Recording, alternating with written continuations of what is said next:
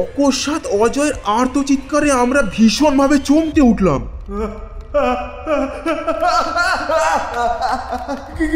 চিৎকার করতে করতে অজয় বসে পড়ল সিঁড়ির ওপর। তার হাত থেকে টর্চটা খসে পড়ে নিভে গেল। অজয়ের চিৎকার শুনতে পেলাম,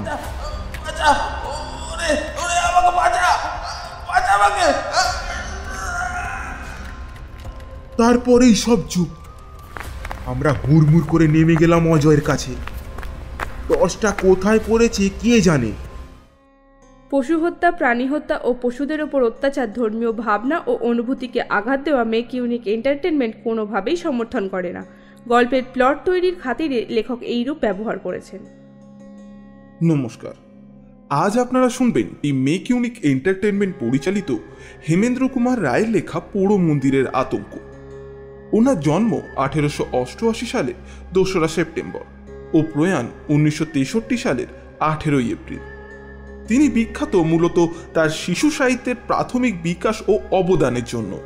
তার সৃষ্ট উল্লেখযোগ্য চরিত্রগুলি হল জয়ন্ত মানিক, ইন্সপেক্টর সুন্দরবাবু ইত্যাদি। তার উল্লেখযোগ্য বইগুলি হল যখের ধন, আবার যখের ধন ইত্যাদি। শুরু হচ্ছে আজকের আমাদের বিশেষ নিবেদন, পোড়ো মন্দিরের আতঙ্ক।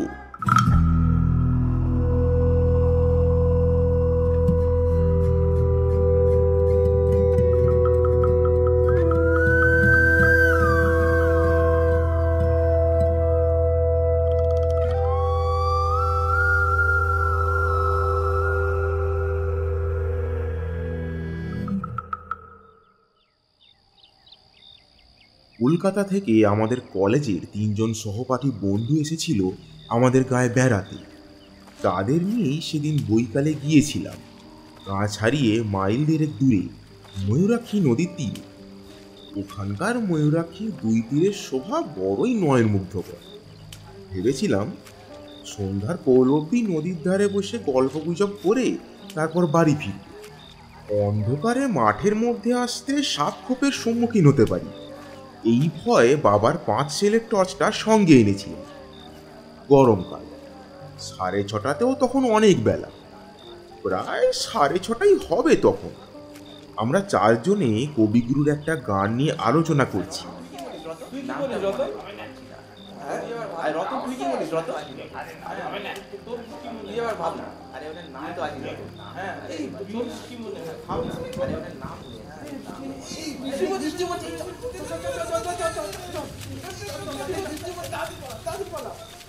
আলোচনায় আমরা এতই মশগুল ছিলাম যে পশ্চিম দিক থেকে কালো মেঘ কখন উঠে প্রায় অর্ধেক আকাশটা ঢেকে ফেলেছে তা খেয়ালই হয়নি।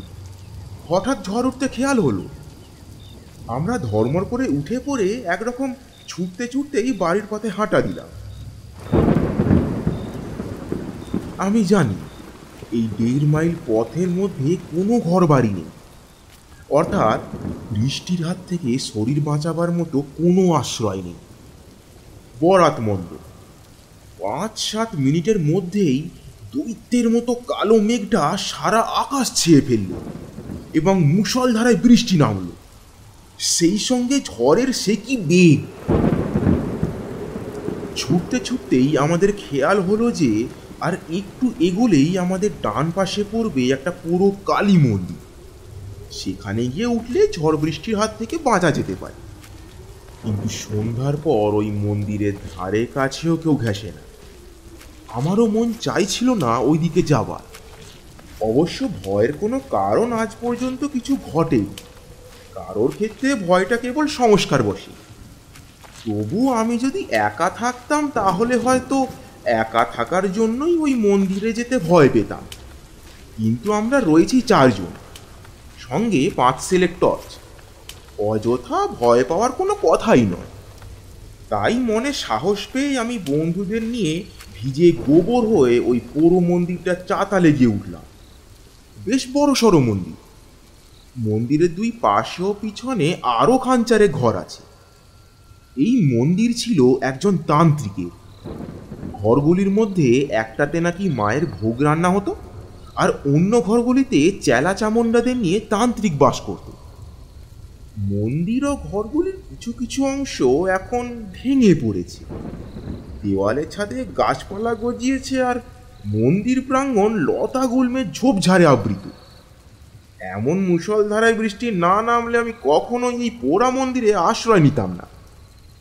এখন মাত্র সন্ধ্যা রাত, কিন্তু জায়গাটার পারিপার্শ্বিক পরিস্থিতি দেখে মনে হচ্ছে যেন এখন মাঝরাত।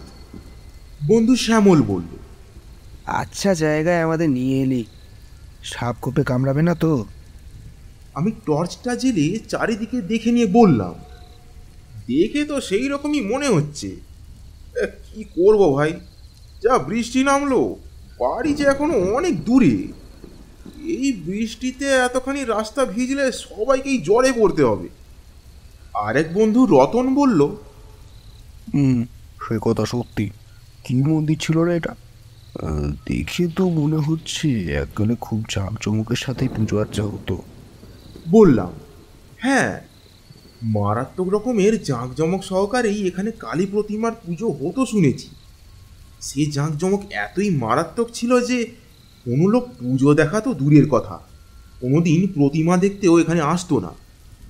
এ কথা শুনে শ্যামল, রতন ও অজয় সবিস্ময়ে জিজ্ঞাসু চোখে আমার দিকে তাকালো। আমি বললাম, শোন তবে এই মন্দিরের ইতিহাস। যেটুকু আমি জানি সেইটুকুই তোদের বলছি। আমার ঠাকুরদার বয়স যখন ছিল 24-25, সেই সময় এই মন্দিরে কালী সাধনা করত একজন তান্ত্রিক কাপালি। শুনেছি সেই কাপালিকের চেহারা এতই ভয়ঙ্কর ছিল যে কোনো সাধারণ মানুষ তার ধারে কাছে যেত না। 7-8 জন চেলা ছিল তার, তাদের চেহারাও ছিল ভয়ঙ্কর। ওই যে বেদিটা দেখছিস, ওই বেদির ওপর থাকতো কালী মূর্তি। তখন কেউই জানতো না যে ওই মূর্তিটা নকল নাকি আসল মূর্তি। অর্থাৎ নিচেকার একটা গোপন কক্ষে মন্দিরের পিছন দিকে একখানা ঘর আছে। সেই ঘরের মেঝের মধ্যে দিয়ে নিচেকার ঘরে যাওয়ার সিঁড়ি আছে।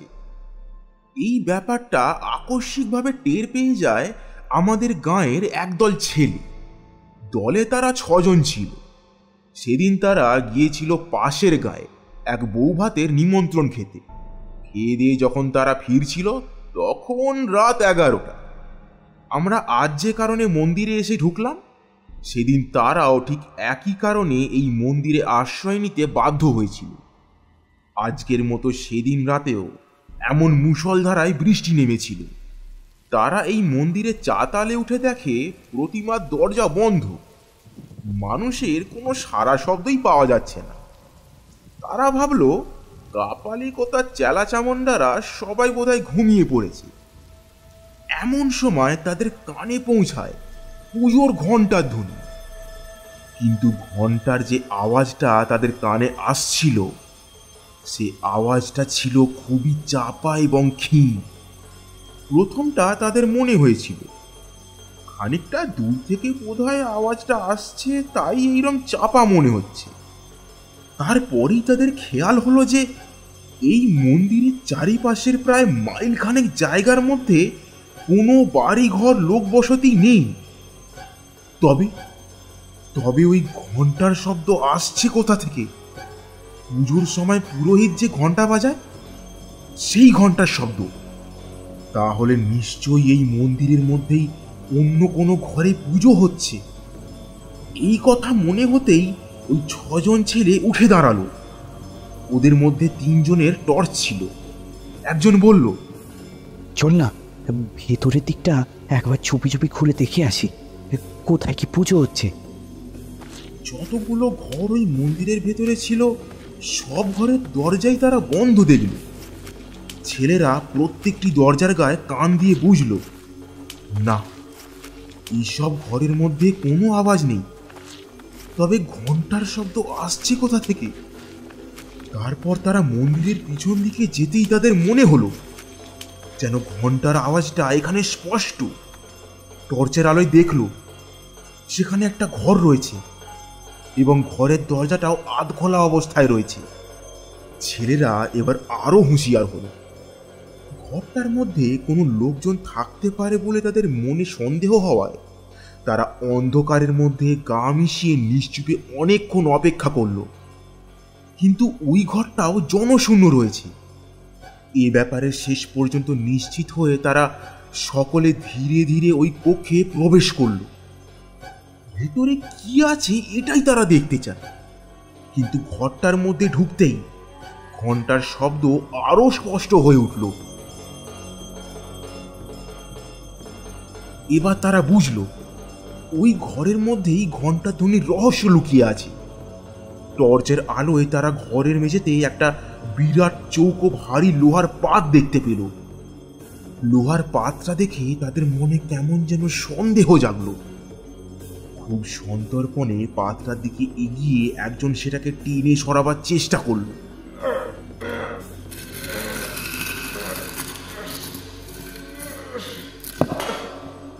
কিন্তু সেটা এতটাই ভারী যে একজনের পক্ষে টেনে সরানো সম্ভব নয়। তখন তারা করলো কি, চারজনে সেটাকে এমনভাবে টানতে লাগলো যাতে কোনো রকম শব্দ না হয়।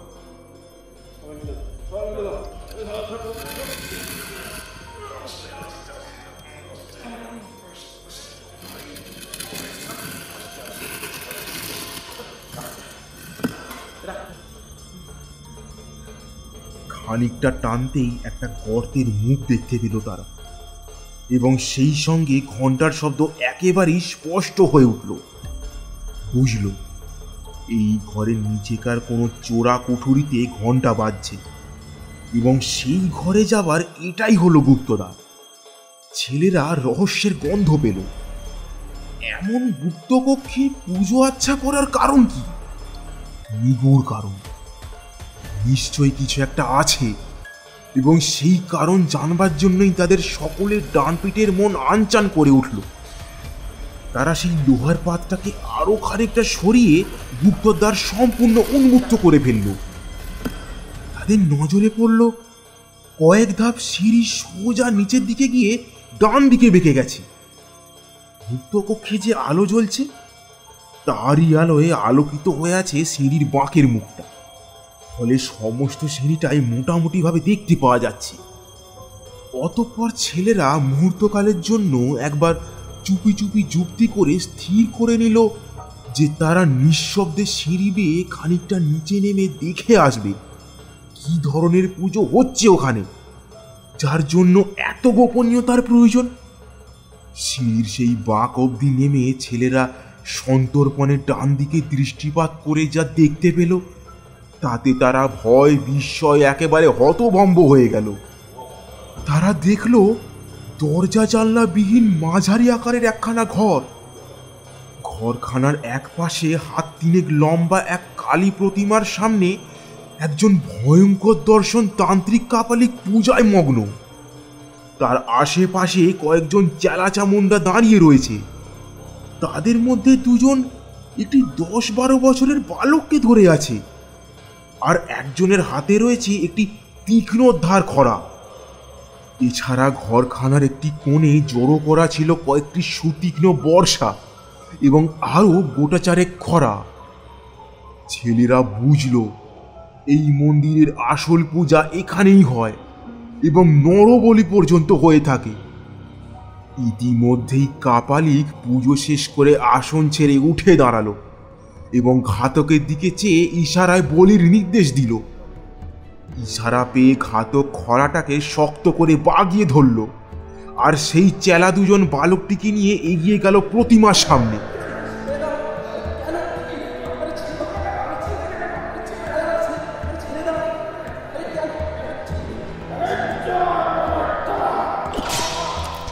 এর পরের অমানসিক মর্মান্তিক দৃশ্যটি দেখবার জন্য গ্রামের সেই ছেলেরা আর সেখানে অপেক্ষা করেনি। কোনো সুস্থ মানুষের পক্ষেই সেই দৃশ্যটি দাঁড়িয়ে দেখা সম্ভব নয়। ওই অসহায় বালকটিকে বাঁচাবার জন্য সেই সময় ছেলেগুলোর মনে একটা প্রচণ্ড উত্তেজনা জেগে উঠেছিল বটে, কিন্তু তারা বুঝেছিল যে বাধা দিতে গেলে ওই সশস্ত্র দুর্ধর্ষ কাপালিকগণের হাতে তাদের মৃত্যুবরণ করতেই হবে। তাই তারা আবার চুপি চুপি ওপরে উঠে এসে লোহার পাতটা আগেকার মতোই চাপা দিয়ে রেখে গায়ে ফিরে গিয়েছিল। কিন্তু ওই হিংস্র নরঘাতক কাপালিকের কথা তারা ভুলতে পারল না।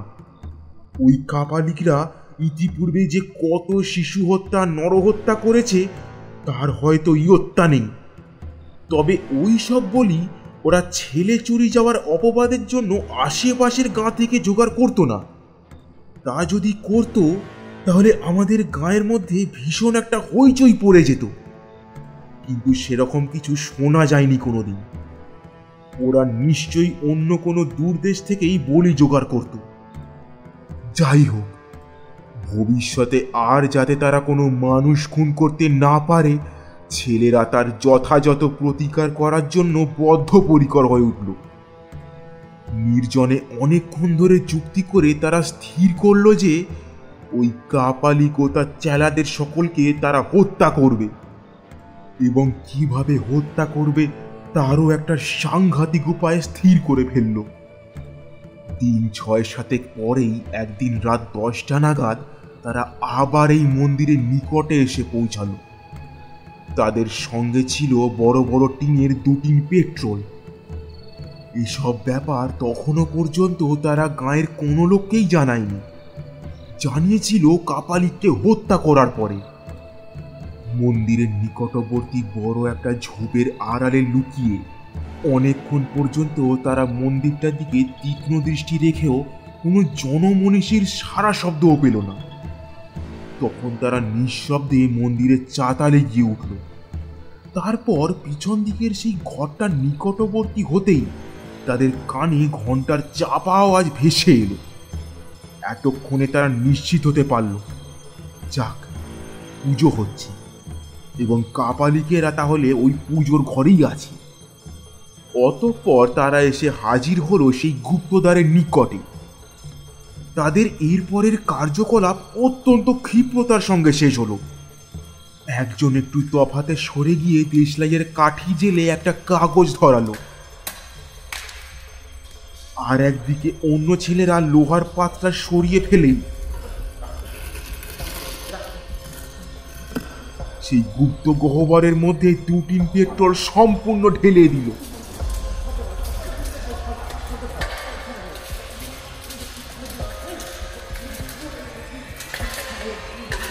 তারপরে সেই জ্বলন্ত কাগজের টুকরোটা ভেতরে ফেলে দিতেই দপ করে গহ্বরের মধ্যে আগুন জ্বলে উঠল, এবং সঙ্গে সঙ্গে গুপ্ত কক্ষের দরজাটাও তারা আবার বন্ধ করে দিল সেই লোহার পাতটা দিয়ে। ততক্ষণে গুপ্ত কক্ষের মধ্যে কাপালিকের বিভৎস অন্তিম চিৎকার শুরু হয়ে গেছে।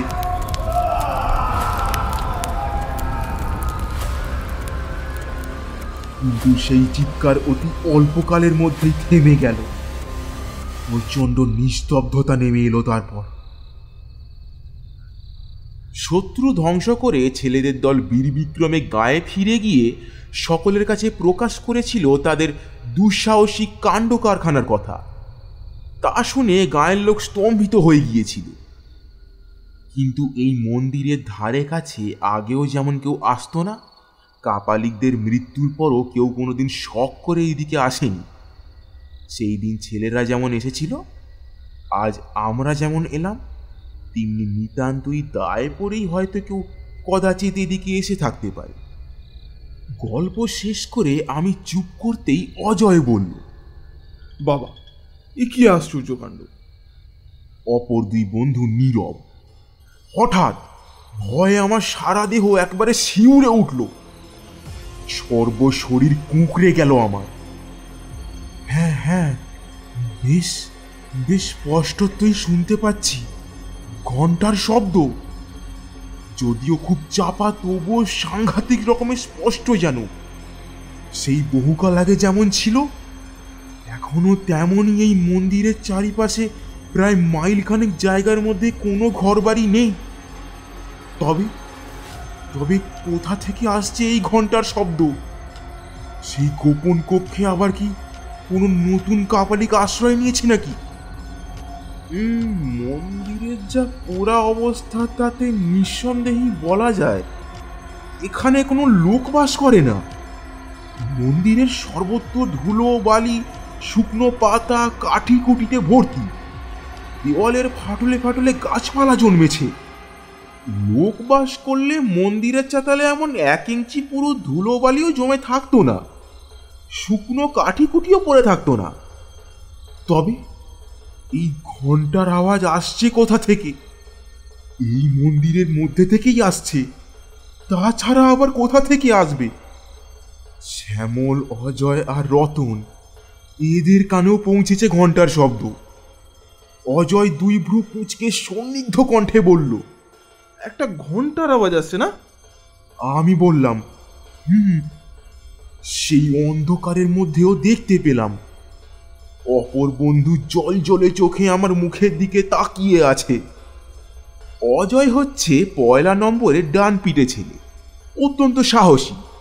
সে আমাকে শোনালো, এই ঘন্টার আওয়াজটা কোথা থেকে আসছে বলে মনে হয় তোর? আগে তো কাছাকাছি কোনো ঘর বাড়ি ছিল না, তাই তো শুনলাম। তাহলে এখন? না, এখনো তো তেমনই। মাইল খানেকের মধ্যে বাড়িঘর কিছুই নেই। তাহলে? খানিকক্ষণ ভাবলো অজয়, তারপর পুনরায় বলল, তাহলে কি আবার কেউ বা কারা সেই ঘরে ঠাকুর প্রতিষ্ঠা করে পুজো করছে? অবশ্য দেখে শুনে তো মনে হচ্ছে না যে 20 বছরের মধ্যে কোনো লোক এখানে বাস করেছে।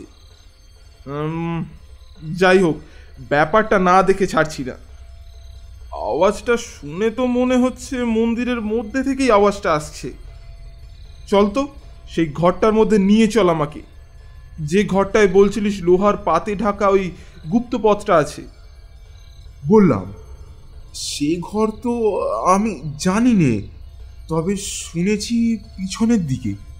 দেখি চল।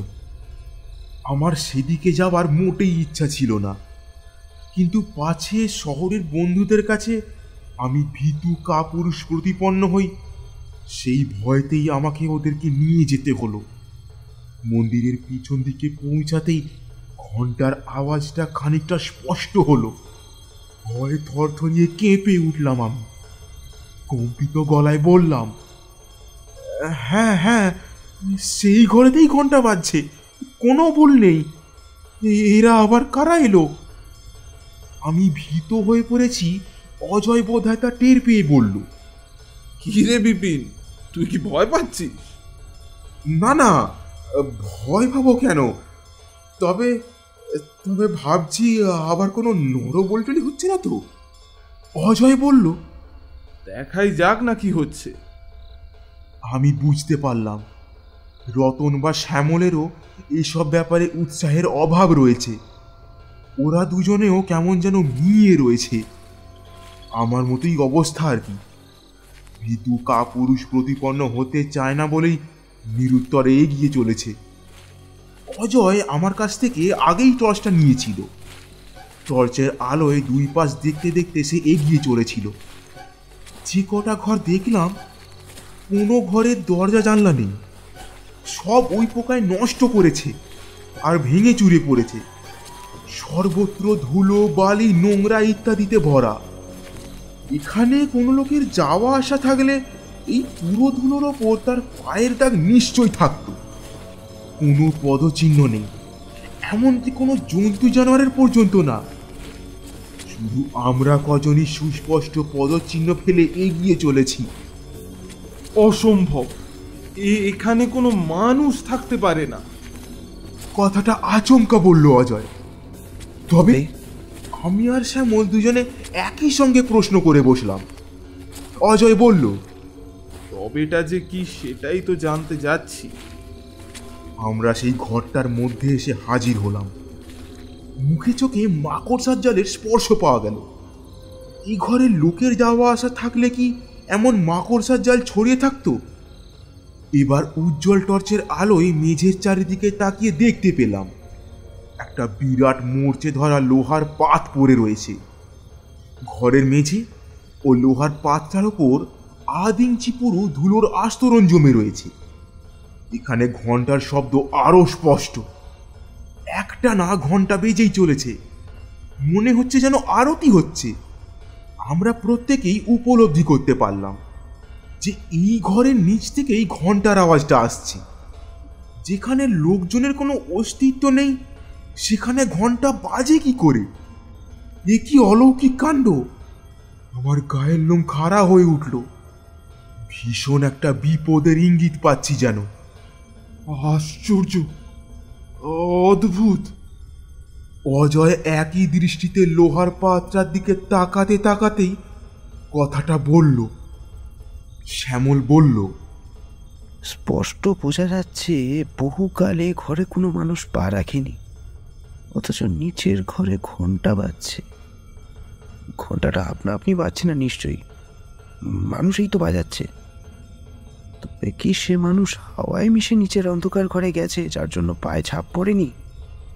অজয় বলল, সত্যি ভাববার কথা।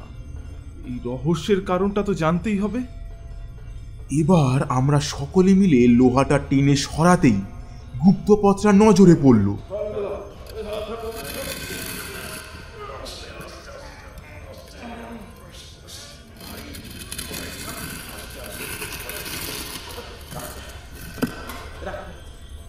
আর সেই সঙ্গে ঘন্টার আওয়াজটাও একেবারে কানের কাছে এগিয়ে এলো। কিন্তু কি অন্ধকার গর্তটা! সিঁড়ির একটা ধাপও নজরে পড়ছে না। নিচেকার ঘরে নিশ্চয়ই কোনো আলো জ্বলছে না। ছোট একটা প্রদীপ জ্বললেও তার আলোর রেখা নিশ্চয়ই আমাদের নজরে পড়তো, এবং সিঁড়ির নিচেকার দিকটাও অত্যন্ত আবঝাভাবে আলোকিত হয়ে থাকতো। তবে কি পুরোহিত অন্ধকারে বসেই পুজো করছে? কি অস্বাভাবিক ব্যাপার! অজয় চুপি চুপি বলল, আমার পিছু পিছু আয় তোরা, খুব সাবধানে নামবি, টর্চ জ্বালবি না, কোনো রকম শব্দ টব্দ যেন না হয়। দুপাশের দেওয়াল ধরে ধরে নিঃশব্দে সিঁড়ির বাঁক পর্যন্ত নেমে দাঁড়ালাম। সঙ্গে সঙ্গে ঘন্টার আওয়াজ থেমে গেল। চোখে কিছুই দেখতে পাচ্ছি না আমরা। অস্বাভাবিক অন্ধকারে আমরা চারজনে যেন অন্ধ হয়ে দাঁড়িয়ে আছি। এত নিরেট অন্ধকার জীবনে কোনোদিন দেখিনি।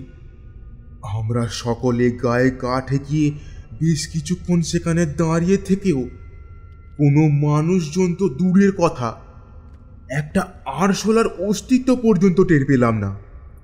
হঠাৎ অজয়ের হাতের 5 সেলের টর্চটা জ্বলে উঠল। টর্চটায় ছিল নতুন ব্যাটারি, তাই উজ্জ্বল আলোয় উদ্ভাসিত হয়ে উঠল চারিদিক। দেখতে পেলাম সেই গুপ্ত কক্ষের মেঝের ওপর কতগুলো নরকঙ্কাল পড়ে রয়েছে। প্রতিমা যেখানে ছিল সেখানে পুরা প্রতিমারও কিছু অংশ খাড়া হয়ে দাঁড়িয়ে রয়েছে।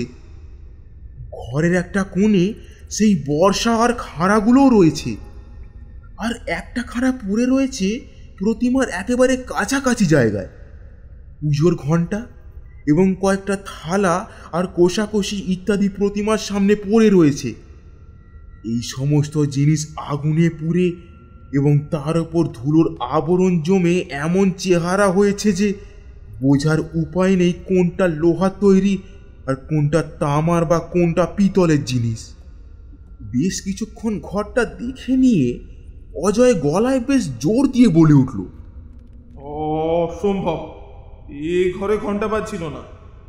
ঘন্টার আওয়াজটা হয়তো অন্য কোথা থেকে আসছিল, আমাদেরই মনে হয় শুনতে ভুল হয়েছে। আর এখানে নয়, ওপরে যাওয়া যাক। আমি বেশ স্পষ্টতই বুঝতে পারলাম কথা বলার সময় অজয়ের গলা কাঁপছিল, আর আমার নিজের অবস্থাও অত্যন্ত শোচনীয়। কি যেন এক নিদারুণ ভয়, আমি ঘেমে উঠলাম। যাই হোক, আমরা ওপরে উঠতে শুরু করলাম। সবার আগে আছি আমি, আর সবার নিচে টর্চ হাতে অজয়।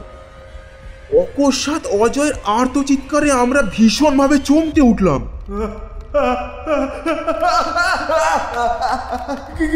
চিৎকার করতে করতে অজয় বসে পড়ল সিঁড়ির ওপর।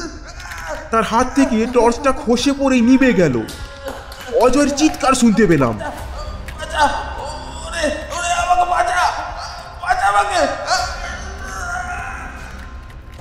তারপরেই সব চুপ। আমরা হুড়মুড় করে নেমে গেলাম অজয়ের কাছে। টর্চটা কোথায় পড়েছে কে জানে। আমরা তো সেই অন্ধকারের মধ্যেই অজয়কে ধরাধরি করে কোনো রকমে নিয়ে এলাম ওপরে। বুঝলাম অজয়ের জ্ঞান নেই। তারপর কিভাবে কত কষ্ট করে যে অচৈতন্য অজয়কে নিয়ে সেই রাতে বাড়ি পৌঁছেছিলাম সে কথা এখানে না বললেও চলবে। ডাক্তারকে খবর দেওয়া হয়েছিল, তিনি দেখে শুনে ওষুধ দিয়ে বলেছিলেন, মনে হচ্ছে ভয়ঙ্কর কিছু একটা দেখে জ্ঞানটা হারিয়েছে। ডাক্তারের কথা সত্য প্রমাণিত হলো। অজয়ের জ্ঞান ফেরার পর তার মুখ থেকে সব কথা শুনে জ্ঞান অবশ্য ঘন্টা দুয়েকের মধ্যেই ফিরে এসেছিল, কিন্তু সে মোহাচ্ছন্নের মতো পড়েছিল পরের দিন বেলা প্রায় 8টা অবধি। বেলা 10টা নাগাদ তাকে বেশ খানিকটা সুস্থ মনে হতে আমরা গত রাতের ঘটনাটার কথা তার কাছে জানতে চেয়েছিলাম। উত্তরে সে বলেছিল যে তার মনে হয়েছিল একজন ভীষণ দর্শন কাপালিক এক হাতে তাকে চেপে ধরে অন্য হাতে ধারালো খাঁড়া তুলে তার গলায় একটা কোপ বসিয়ে দিয়েছিল। তাই অমনভাবে সে চিৎকার করে উঠেছিল। তার মুখে এ কথা শুনে তক্ষুনি গাঁয়ের প্রায় 20-25 জন যুবক সেই পৌর মন্দিরের উদ্দেশ্যে রওনা হলো। শ্যামল, রতন আর আমি আগে আগে চললাম। সকলের মনেই সেই ঘরটা দেখার তীব্র আগ্রহ। দিনের বেলা অবশ্য বেশ ভালোভাবেই দেখাশোনা যাবে, এতকাল কারো মনে কোনো আগ্রহ জাগেনি। আজ এত বছর পর এমন একটা অস্বাভাবিক ঘটনা ঘটে যাওয়ায় গাঁয়ের আজকালকার তরুণ যুবকেরা তাদের কৌতূহল দমন করতে পারল না। দিনের বেলা হলেও সেই পাতাল কক্ষ একেবারেই অন্ধকারাচ্ছন্ন থাকবে অনুমান করে আমি গোটা 5-4 টর্চ নিয়ে যাওয়ার পরামর্শ দিয়েছিলাম, কিন্তু কার্যক্ষেত্রে দেখা গেল প্রায় 10 টর্চ নিয়ে এসেছে। গুপ্তদ্বারের সামনে এসে দেখা গেল সত্যি ভেতরটা বেশ অন্ধকার। যাই হোক, আমরা টর্চগুলো জেলে একে একে নামতে লাগলাম নিচে। সিঁড়ির শেষ প্রান্তে নেমে আমার টর্চটা পেয়ে গেলাম, কিন্তু এ কি, এখানে একটা নরকঙ্কাল এলো কি করে? দেখেই একেবারে শিউরে উঠলাম। বেশ মনে আছে, এখানে সিঁড়ির গোড়ায় তো কোনো কঙ্কাল ছিল না। কঙ্কাল তো সবই দেখেছিলাম ঘরের মেঝের ওপর এদিকে ওদিকে পড়েছিল, আর পায়ের কাছে একটা বিরাট একখানা খাঁড়া পড়ে রয়েছে দেখছি। কঙ্কাল, খাঁড়া, না, কখনো না, এসব মোটেই এখানে ছিল না। ঘরের মেঝের দিকে তাকিয়ে দেখি প্রতিমার কাছে যে খাঁড়াটা পড়েছিল সেটা তো সেখানে নেই। সবগুলো টর্চের আলোয় ঘরখানা প্রায় সাদা হয়ে গেছে। অন্য সকলেই অবাক চোখে ঘরের মধ্যে যা যা পড়ে রয়েছে সেই সব লক্ষ্য করছে, কিন্তু আমার নজরে যা পড়ছে তা আশ্চর্য, অতি আশ্চর্য, একেবারে অলৌকিক ব্যাপার। প্রতিমার কাছে যে খাঁড়াটা পড়েছিল সেই খাঁড়াটা সেখানে নেই বটে, কিন্তু সেই জায়গায় খাঁড়ার ছাপটা জল জল করে যেন জ্বলছে। বহুকাল ধরে ঘরের মেঝে ও জিনিসপত্রের ওপর বেশ পুরো একটা ধুলোর আস্তরণ জমেছিল, কাজেই সেখান থেকে খাঁড়াটা উঠে আসার জন্যেই অমন সুস্পষ্ট ছাপটা দেখা যাচ্ছে। আর ওখানকার ওই খাঁড়াটাই যে এখানে এসে পড়েছে এ বিষয়ে আমার মনে কোনো রকম সন্দেহ রইল না। শুধু খাঁড়াটাই নয়, ওই একই রহস্যজনক উপায়ে কঙ্কালটাও যে ঘরের মেঝে থেকে উঠে এসেছে এখানে, সে বিষয়েও আমার মনে স্থির বিশ্বাস জন্মালো।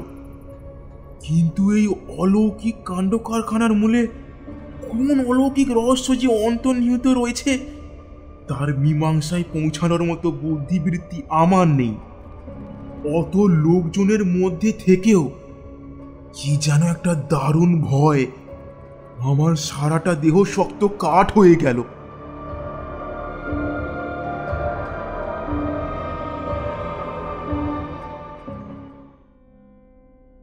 আজ আপনারা শুনলেন টিম মেক ইউনিক এন্টারটেনমেন্ট পরিচালিত হেমেন্দ্র কুমার রায়ের লেখা পোড়ো মন্দিরের আতঙ্ক। গল্পটির পরিচালনায় অর্ঘ্য চক্রবর্তী, গল্পের কথক অনির্বাণ কায়েত, ডাক্তার ও অজয়ের কণ্ঠে অর্ঘ্য চক্রবর্তী, রতন ও শ্যামলের কণ্ঠে নীল, পোস্টার অ্যান্ড সাউন্ড ডিজাইনিংয়ে অর্ঘ্য চক্রবর্তী, এডিটিংয়ে অনির্বাণ কায়েত। গল্পটি যদি আপনাদের ভালো লেগে থাকে তাহলে লাইক, শেয়ার, সাবস্ক্রাইব ও নোটিফিকেশন বেলটি অন করতে একদমই ভুলবেন না, এবং আপনাদের ভালোবাসা ও মতামত কমেন্ট সেকশনে অবশ্যই জানাবেন।